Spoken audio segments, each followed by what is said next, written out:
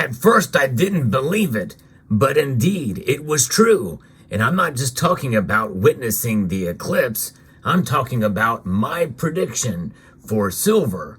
It came true last night. We'll talk about it and how the rally will continue for silver as we explore.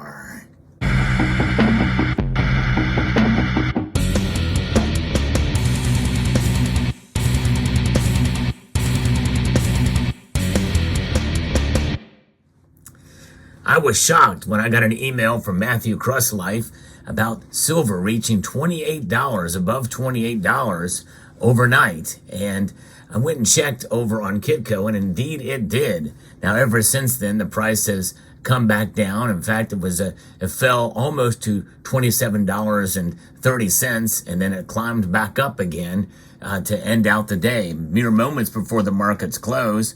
In fact, right now, we are looking at silver being up 34 cents to $27.88. That's a 1.2% increase on the day. And gold is up too. It's up $7.30 to now flirting again with all-time highs. But we're talking about silver here because it's about time that we're seeing the metal make this move in a positive direction, further narrowing the gold to silver ratio, now comfortably below 85. Now, it wasn't that long ago when we thought, well, anything above 80 was way too high for the gold to silver ratio, meaning that silver is grossly undervalued. It is undervalued. I really do feel strongly about that. But I think as long as gold keeps climbing, keeps up where it is, silver is going to follow and likely outperform gold as it has today. In fact, here, gold is only up 1/3 of a percentage point today, up $7.40, although silver is up over 1%. So it's an amazing thing to see for sure, just like the eclipse. And by the way, I refuse to talk about the eclipse in this video. You will not hear me talk about the eclipse, not even once. I'm not going to even mention the word eclipse in this video. That's right. You mark my words on that. Now, as we continue, silver. It's an interesting thing to witness. In our market watch last night, we did see a consolidation and pullback. I had Yankee stacking on as well in a little impromptu discussion, and we both agreed that some of these pullbacks are definitely healthy. And it's healthy because we're starting to see consolidation and a firming up of the silver price in this direction. You know, honestly, I was somewhat skeptical of my yearly prediction, which actually matched perfectly in line with Yankee stacking on silver's price this year. I predicted it would be $28. I was wrong with the same prediction last year. I thought it would reach $28 last year in 2023. It did not. It fell far short of it. But here this year, it has made it. And it could very well be poised to go up into the low 30s this year. I kind of doubt it. In fact, this may be the last time we see $28 this year. Why do I say that? And again, keep in mind, and some people say, well, you're crapping on silver. You're not being very positive about silver. But the thing is there's one thing about being positive about a metal or an investment, or in this case, I don't see silver as an investment. Silver indeed is a hedge against economic instability, and it's reacting just as that right now, as a hedge against economic instability. But that's the thing about what silver does.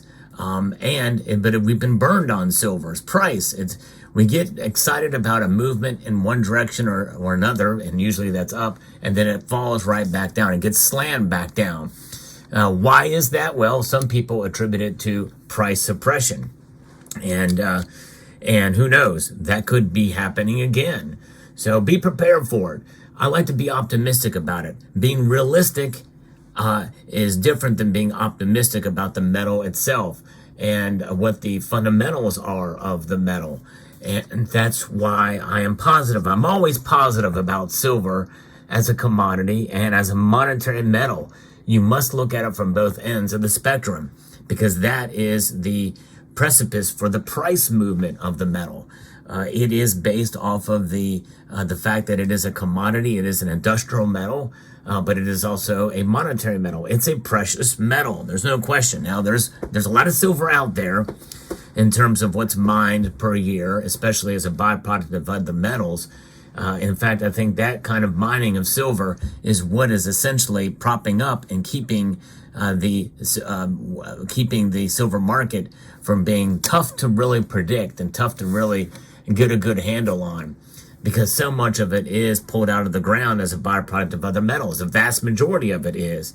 There's less and less primary silver mining. What is primary silver mining? When more than 50% of a particular mine or a mining company produces silver, where over 50% of their products that they mine are actually silver, as opposed to gold, copper, lead, zinc, etc. So that is what we're seeing less and less of these days. But there is more silver to be had, as I've talked about in prior videos. And the demand for it definitely could increase.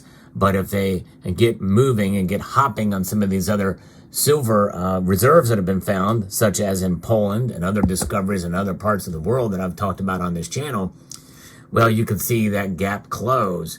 But the thing is there's something about silver's price movement that I think is different now, because hedge fund managers, a lot of the big guys, money managers, are looking into silver. They want to get into silver. Speculative betting on silver, net of the managed money's bearish bets as a group, remains a third below the recent silver speculative peak in early March of 22, according to Bullion Vault here, when the gold price set what was then a new record, and silver prices surged to $26 per ounce amid Western countries moving to ban Russian exports following Putin's invasion of Ukraine. Silver has a lot of catching up to do on the upside. You've heard that before in my channel and others. It's got a lot more headroom. The technical breakout from a multi-year consolidation phase very well may be the start of a long bull run, according to an analyst. As in silver, speculators also raise or net bullish betting on COMEX gold contracts as well. But this thing about what managed money is doing with COMEX silver contracts are nearly 3 times higher than the 1-year average and almost double its 5-year average. So it's pretty amazing to think silver is a higher beta volatility commodity than gold. You look at that beta number we can see there. It is very volatile. German refining group Heraeus, in its latest weekly report, so if retail investors show more interest in ETF holdings rise, then it could outperform gold. And what does that mean when I say outperform gold? Some people think, well, that means it's going to go higher than gold's price. No, that's not what that means. And outperforming means at a higher rate of increase. Just like today, silver outperformed gold. Silver's up 1.2%. Gold is up 0.31%. But gold rose in terms of nominal dollars, $7.20. Silver only rose 33 cents. But on a percentage compared to its price, that's a higher gain on the day. That is something to see here and witness. The volatility of silver is something that is can work in our favor as stackers if you're looking to validate your reasons for holding it with its price gains. But understand that can work in the other direction too, much as we saw in the market watch we saw last night. You remember earlier when I said I wasn't going to mention the eclipse, by the way, that happened today? Is it made the area around your being darker and cooler? You remember that when I said I wasn't going to talk about it? I meant every word of it. I'm not going to say another word about the eclipse. Not going to talk about it.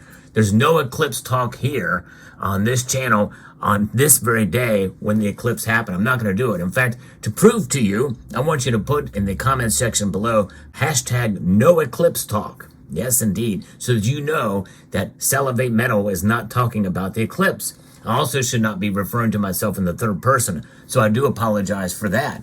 But silver is a metal that will continue to move in this interesting direction as we also see what's happening in the Shanghai Gold Exchange. It's been higher there. I haven't tracked it lately, but this article mentions that it is up at 7,110 yuan per gram. So I haven't worked the math on that, but that's a new record, benchmark record per gram for silver prices. And so I think you have to do some math, and there's been a guy on Twitter who's been doing that. So I haven't looked there lately, but that means it's probably well above the 30s is my guess there. But that is an interesting thing. I don't really know exactly how they calculate that, or what the yen is or whatever compared to your yuan. I guess it's the yuan rather. But yeah, it's fascinating to see. But silver is on fire, maybe not completely on fire, but I tell you what, it's been on a tear. It's been on a very positive bull run here over the course of last month and this month especially. $28. Will we get there again? Who knows? Could that have been the peak late last night? I don't know. It's a fascinating thing to see, though. At least I can say, to save face at least a little bit, at least for a very brief amount of time, to say that it was actually correct about silver for a very, very brief amount of time. So we'll see. But how long will it last? My guess is we're probably not done with this bull market yet for silver. Let me know what your thoughts are. In the end, we should be realistic and understand that there's more to silver than just its price. That's the theme for this year. I want to remind and pound into all of you that silver's value is far more important than its price, even though we're seeing a little bit of a bull run here. Let me know what your thoughts are in the comment section down below. Hope you found this video informative, insightful, and educational. Would like to extend a multitude of gratitude to each and every one of you for taking the time to watch, and to encourage you to please rate, share, comment, and subscribe.